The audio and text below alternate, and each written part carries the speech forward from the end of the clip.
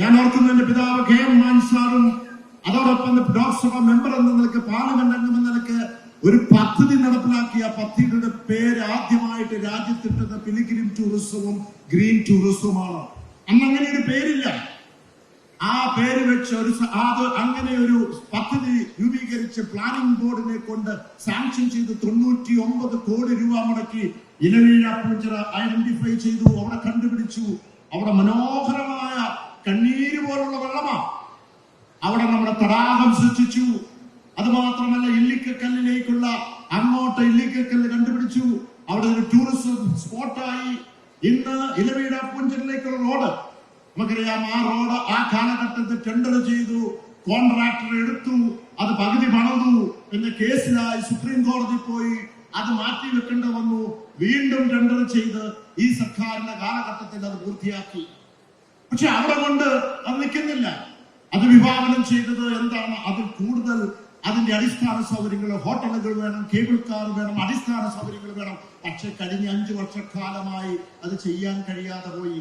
ഉത്തരവാദിത്തപ്പെട്ടവര് അതിലേക്ക് പോയില്ല. കാരണം ഇപ്പോൾ നമ്മൾ ആരെങ്കിലും ഇലവീഴ പൂഞ്ചിറയോ ഇല്ലിക്കക്കല്ലോ കാണാൻ പോയിട്ട് വീണ്ടും ഒരു പ്രാവശ്യം കൂടെ പോകില്ല. കാരണം അടിസ്ഥാന സൗകര്യങ്ങളില്ല.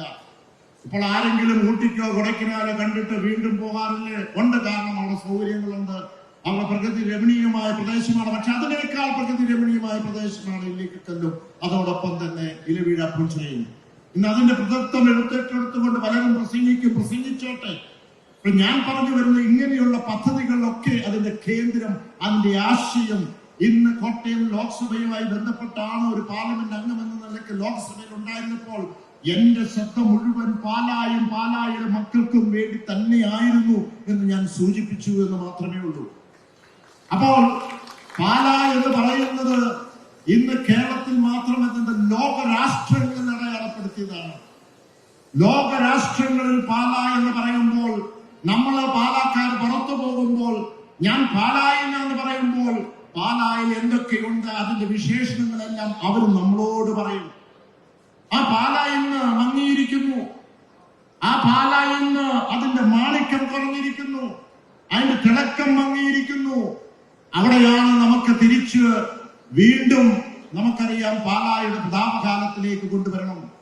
ഈ IIITയുടെ കാര്യത്തിൽ നമ്മൾ എടുക്കുമ്പോഴും ഇവിടെ നമുക്കറിയാം ഇന്ന് ഒരു ക്യാൻസർ സെന്റർ ഇവിടുത്തെ KM മാണി മെമ്മോറിയൽ ജനറൽ ആശുപത്രിയിൽ കൊണ്ടുവന്നിട്ടുണ്ടെങ്കിൽ കേരള സംസ്ഥാനത്ത് ഒരിടത്തും ഒരു താലൂക്ക് ആശുപത്രിയും ജില്ലാ ആശുപത്രിയും ക്യാൻസർ സെന്റർ ഇല്ല.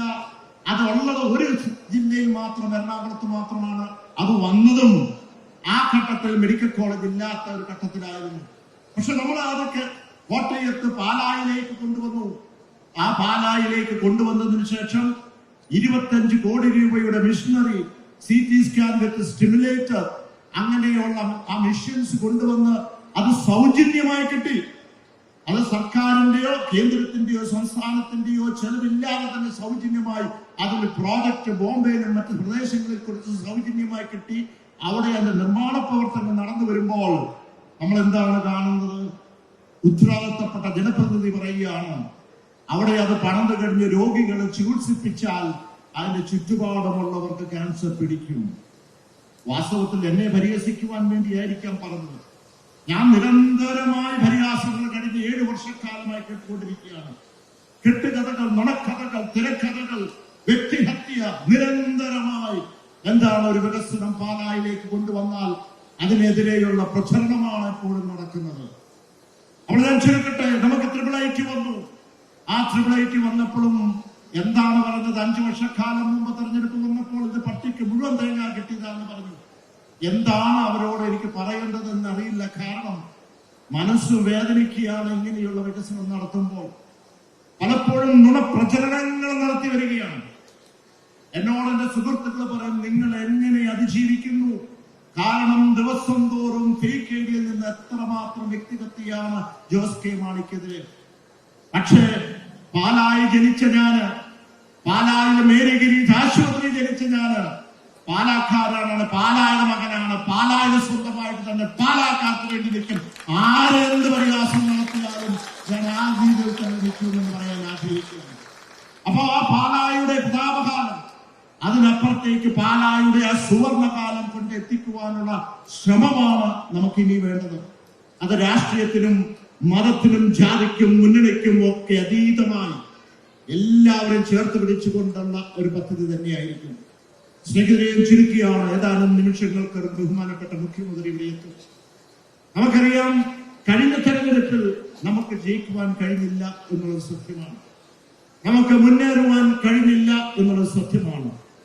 പക്ഷേ മുഴുവൻ സമയവും പാലായിൽ ജോസ് കെ മാണി ഉണ്ടായിരുന്നു. മാണി സാറിന്റെ വീട്, ആ വീട്ടില് അത് എപ്പോഴും തുറന്നു തന്നെയാണ് കിടന്നത്. അതിന്റെ വാതിലുകളല്ല തുറന്നിരുന്നത്, പക്ഷെ എന്റെ ഹൃദയമായിരുന്നു, എന്റെ ഹൃദയത്തിന്റെ വാതിലായിരുന്നു തുറന്നു വെച്ചിരുന്നത്.